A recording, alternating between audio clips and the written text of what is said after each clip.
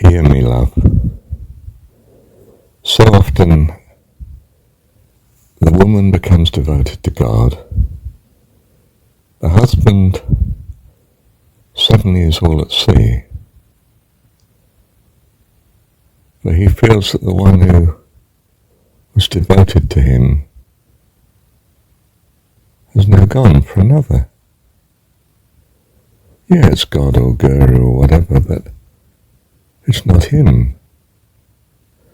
And far from wanting to follow you,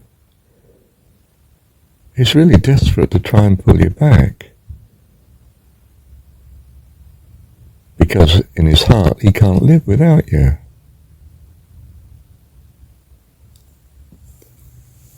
He's terribly unhappy, love. That's why it's not working. That's why everything he does is now anathema to you. Because he's lost hope. He can't hang on to what he values, which is you. Your love and devotion, the way he was your knight in shining armour. Now it's your guru or your God or both or whatever. He's desperate, love. And desperate people do horrendous things because they're just thrashing out to clutching at straws, any solution. Might be hoarding things. Might be his career. Might be turning to his understanding of religion. Might be alcohol, drugs, computing, Sudoku. I mean, it's as trivial and as frighteningly major as that. He's alone, you see. He's lost his sweetheart, and he knows it. She's in the house, but not of it.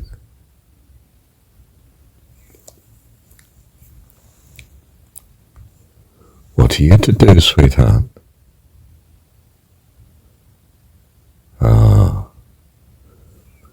Sit certain of God, your heavenly Dad. He always has the answer. He's God. Of course he's got the answer. He loves you to bits. And he loves your husband too, your partner. He loves him to bits too. He doesn't know it yet. But perhaps you do. And he certainly does. God, I mean, he certainly knows he loves both of you. You see, I've said it before, and I shall say it again. You cannot have an eternal relation with anyone except you put God first, the eternal. If you're not prioritized on loving the eternal first, then how can you have any other eternal relationship? It all comes through God, you see. This is no new revelation, is it? I mean, obviously it all comes from God. That's what God is, creator of all. Well, for many people at least, and perhaps for you too. In your understanding, in your consciousness. And it is so, of course. That's the very reason why he's acting up something terrible at the minute. Because he's lost you to God. Now, if you look at, if I can pronounce her name correctly, Anandi Mai. No, it's not that, is it? It's Anandi Moi Ma. Perhaps you can pronounce her name far better than I can, so you know who I mean, don't you?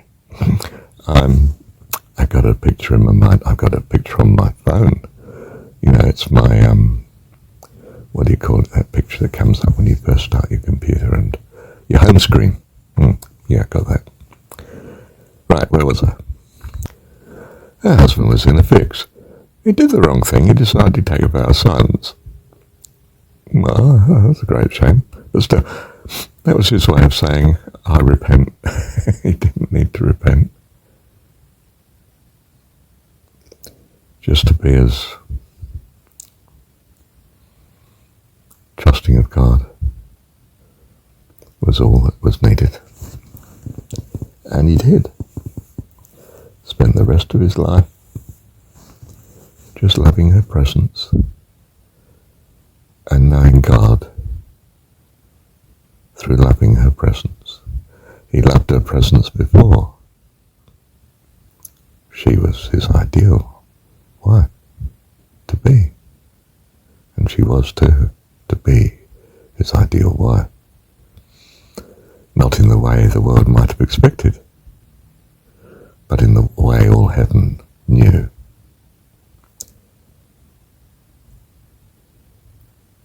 She was the bountiful blessing for him, his pathway to eternal relationship with God. And he was a wonderful chap.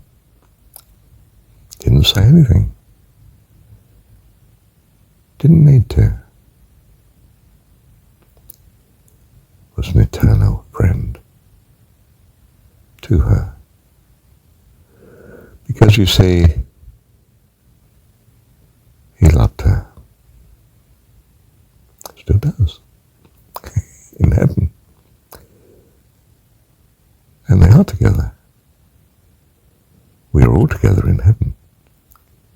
That's what heaven's about. But more to the point, my point here,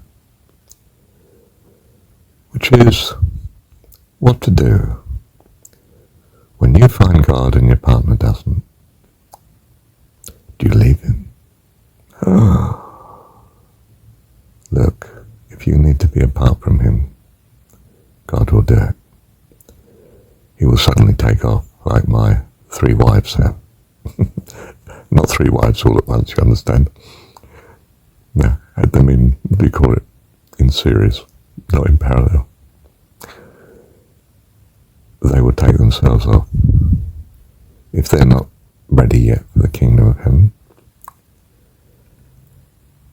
If on the other hand, everything else is worth nothing to them, then they will recognize this and know that what you value, they will value. When I married my first wife, she was a Baptist, very, very correct girl, very good girl. Not terribly loving, a bit legalistic, religious, you know, but she was a good soul, looking after her mum.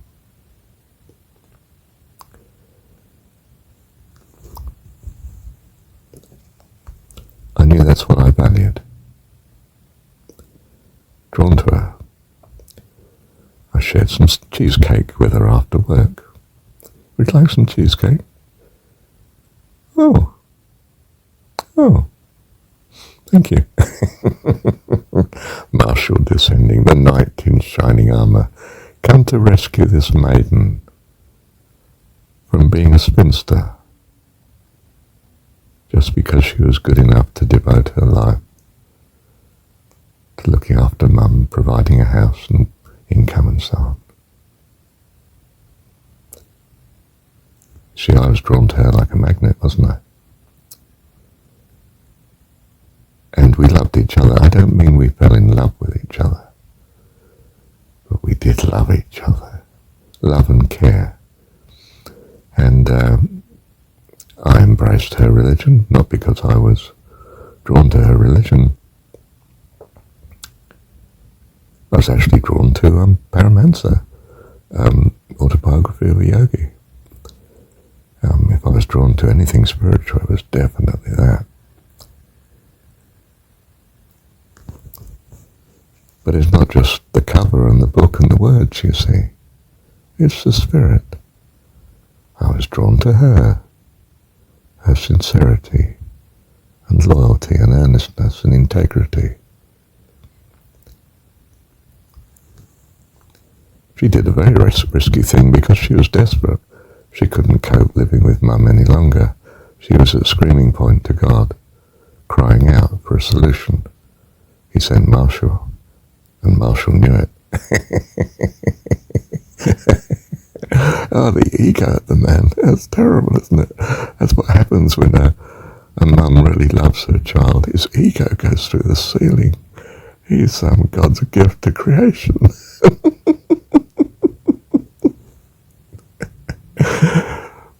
There you are. God can handle it, and did. But do you see, because I valued her, well, I'm willing to walk in her footsteps. I'm not having her go without me.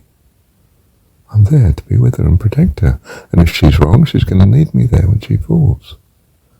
And if she's right, well, how lovely. I'm with her for the right reason. And we're both blessed together. And we were. I became Christian. Flat out fundamentalist. Not quite churchy, of course. I'm not a conformist, am I? Anyone with this sort of ego has great trouble conforming to anything of the world. But everything is transitory here.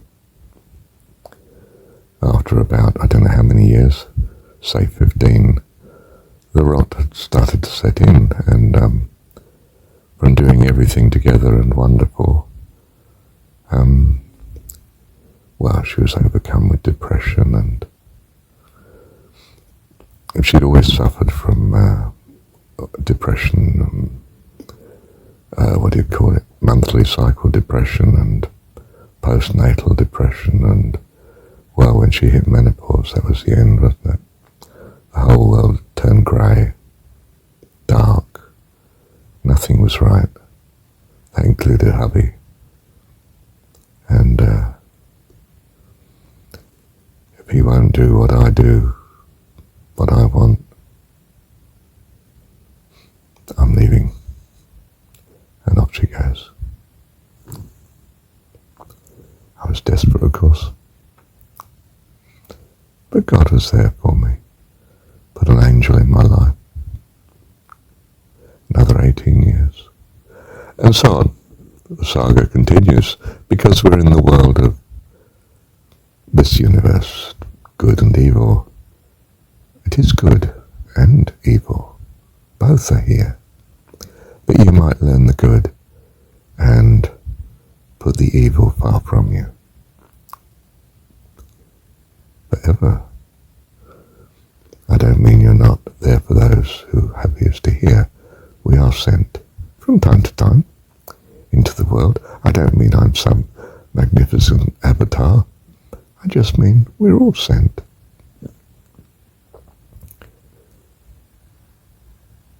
Sent to bring love and kindness, that they may have the opportunity to choose to go the way we have gone. If they want to, and if they don't, well, they can stay here until they do. And if they want the kingdom of heaven instead, well, it's on the menu. You can choose it, just ask. And we put it on the menu. We don't force them to eat it, that's not right. But we do make sure it's on the menu, so they can choose it if they want. I mean the kingdom of heaven, the love of God, the consciousness of the faith, the trust, the imagination from their point of view of the goodness of God, and to be loved by Him, and to love Him if they so chose, if that's what they would really like, instead of remaining here and playing.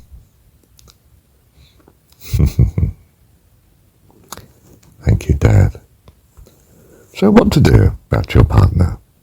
Are you to rush off, get away from the evil? Are you to insist on, him following you and loving him whether he wants it like it or not? But with your new relationship with God? No. Neither of these. You're not the actor. God is. You see it's certain of Him.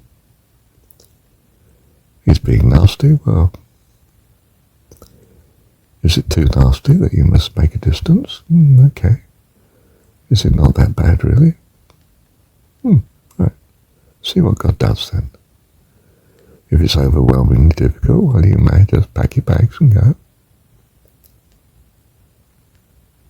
If it's not, well, you're able to see what God will do. Until he does something wonderful. Or until he doesn't long enough for you to think, well, perhaps I better go.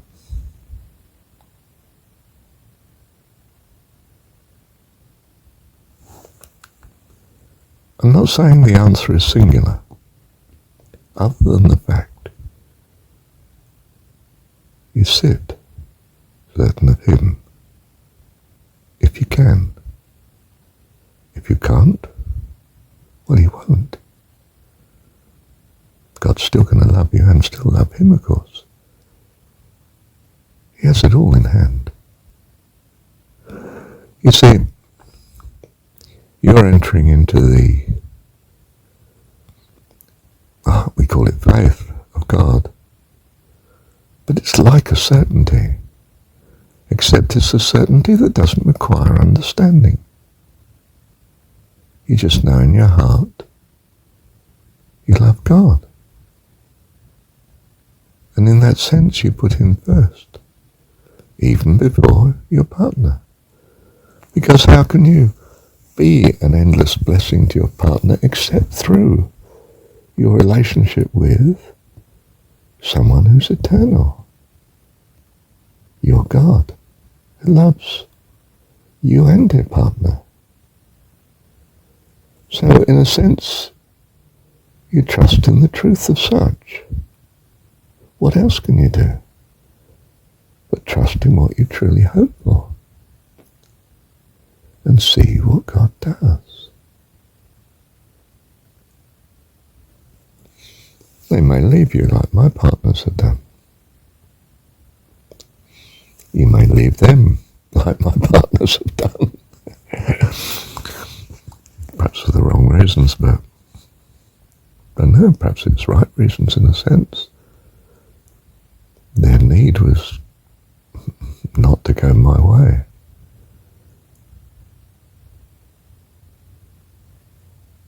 Okay, they have a need to worship their God, I understand that. Am I holding them back? No way. Am I giving the opportunity to come back? Oh, of course. But not to compromise my love of God, but to love them in the context of my loving God. And if they want that, oh, that's wonderful. And if they don't, well, that's okay, I understand. I'll be all right because of God. And if you're not all right, you can always come back. How am I? You're welcome. Because I still love you, whether you stay or whether you go. And I actually still love you even if I feel I have to go. But you can still come to me. But you have to realize, I do love my God. I can't do anything else. It's who I am. If you love me for that, oh, that's just wonderful. Love you too. Bless you. Thank you, Dad. I'm reminded that Paramhansa, when I think his dad made some, actually I'm not even sure as it wasn't Kriyananda, but anyway, the reality of the story is that his earthly dad had said something about, a slight criticism of the Guru, which of course, in the Paramhansa understanding is everything. The Guru, I mean, he's standing in for God, or he is God, and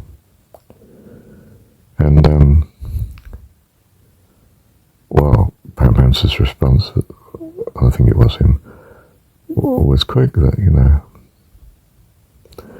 actually I don't think it was And so I think it was Ananda. Let's stick with that anyway now. And his dad made some sort of slight about the guru, or inference.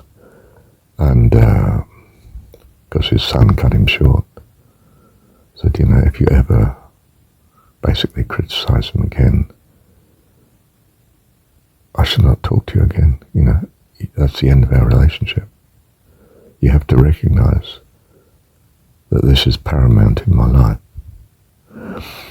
And that seems shocking to us because we're used to the importance of the worldly family relationship that we recognize is in some sort of ideal norm in the society we've been in, probably,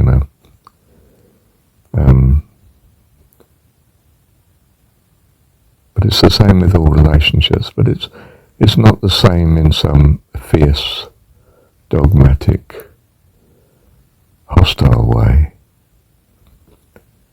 It's the reality that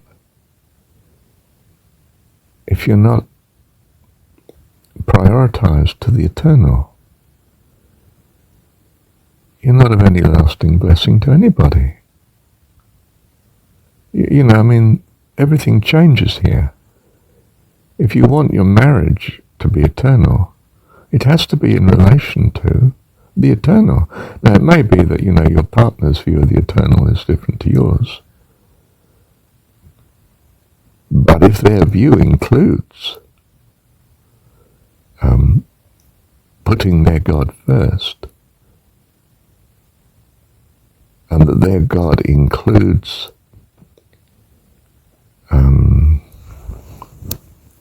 loyalty, integrity, everlasting relationships,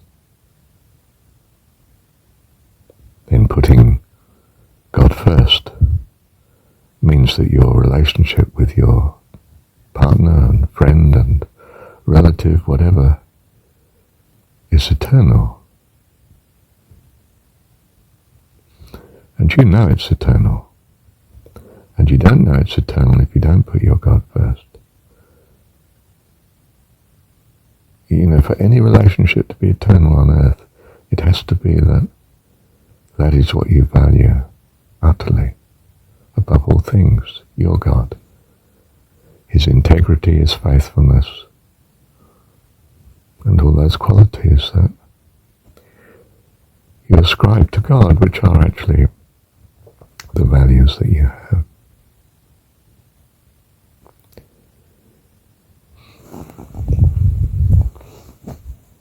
So if you focus on the difficulty with the partner, well, you're likely to leave. If you focus on your relationship with God, you're likely to stay. But there may be circumstances in which you cannot stay. You're protecting the children from a violent husband, say, or from a mum that's alcoholic, or in drugs. What do? You try and rescue the kids from being in a bad environment for their childhood.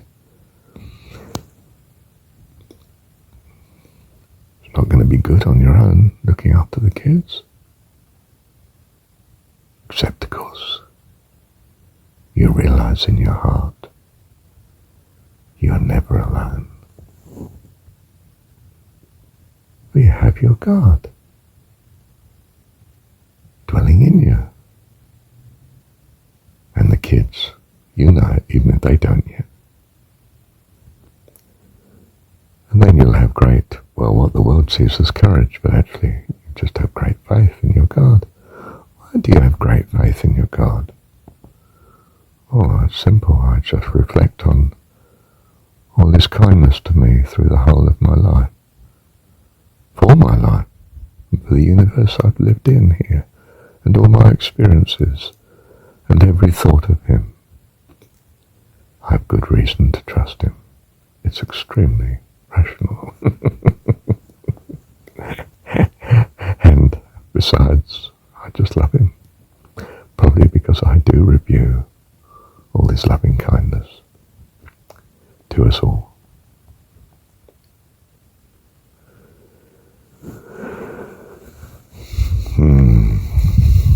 Bless you, love.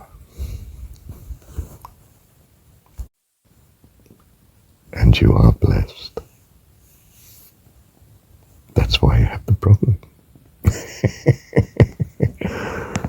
The problem itself is all part of his love and care. So I can join you in saying, and you can join me in saying, thank you, Heavenly Dad, for this difficulty. I don't see the outcome yet, but I can certainly trust you for it. Because you love me, and I love you. And that's what matters. Love you, Dad. Thank you. Thank you for being my dad. My God. Love you. Thank you, Dad. The Jesus teaching is straightforward. If you're not with us, you're against us.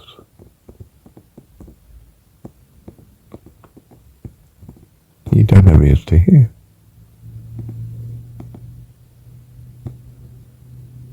You are cut off by your not being with us. Doesn't mean we don't want you with us. We do. But we have to go this way. And understand, perhaps you feel you still have to go some other way.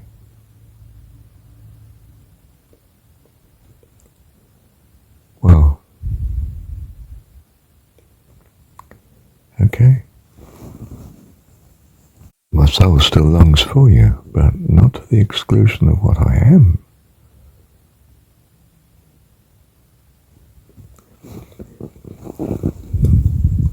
You see, from my point of view, if I go your way, we're both lost. We won't have a permanent relationship and we won't have God. If we both go my way, as I understand it, we will have God. And that means our relationship will be eternal, not just on earth, but in heaven too. What must I rationally choose? What would you do? Does my choice inspire you to follow with me? That would be wonderful. Or do you wish to linger in the world rather longer? Well, I can't do anything about that, except to say if you change your mind, you're most welcome. How am I? Bless you, love. Thank you, Dad. So you say to your partner, if you love your God more than mine, I understand that. And we must part.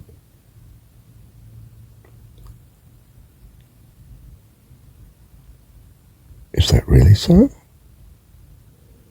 If your God includes putting your God first and He's eternal, and my God includes putting my God first and He's eternal, we are both behaving in conformity with the eternal. Our marriage will last.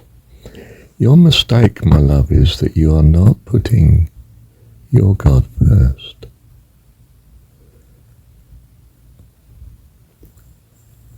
And that I am.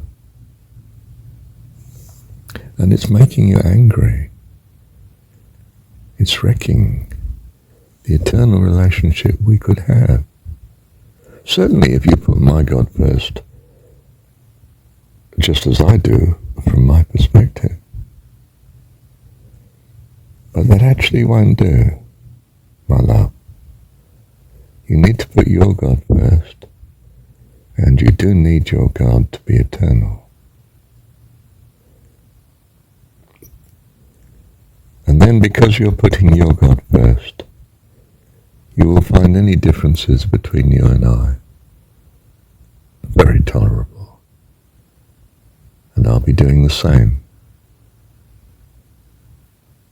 and our marriage will work because we're both anchored to the eternal. And our gods are well able to bring us to the true understanding of God.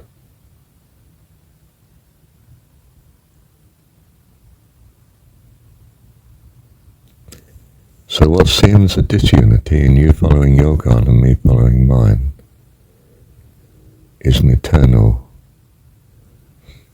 relationship, as in heaven, but on earth. Whereas if one of us does not follow our eternal God, then the marriage will fail.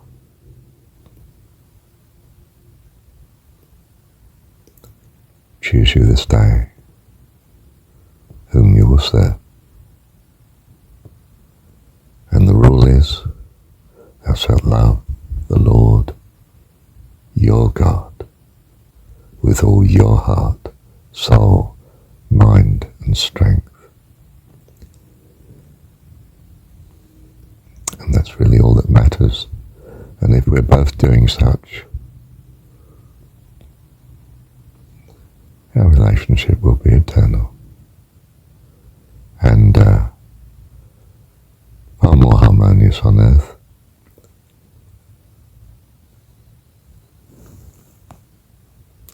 Bless you. Thank you, Dad.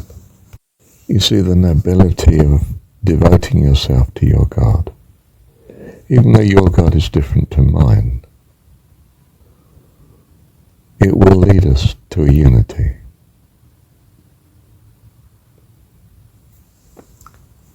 It's not that, Muslim and Christian will continue to murder each other down the ages. It's that those that truly love their God, not their religion, their God, the personification of what they are truly valuing, if they both do that, they will find that they walk together through the rest of their time here in the world of uncertainty, because they trust in their God. And if they're both trusting, these difficulties melt away like a dream. Taste and see. Earnestly follow your God, both of you.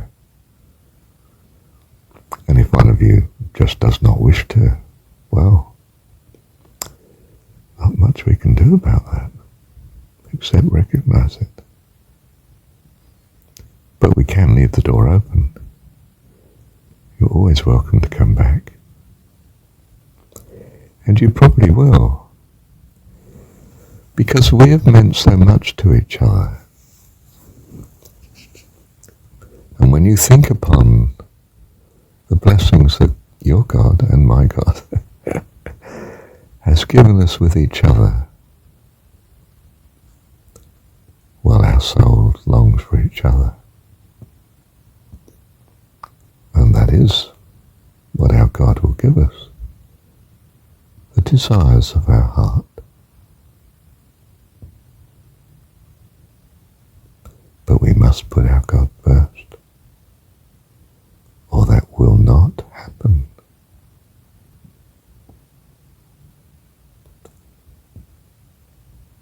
Our God is an awesome God.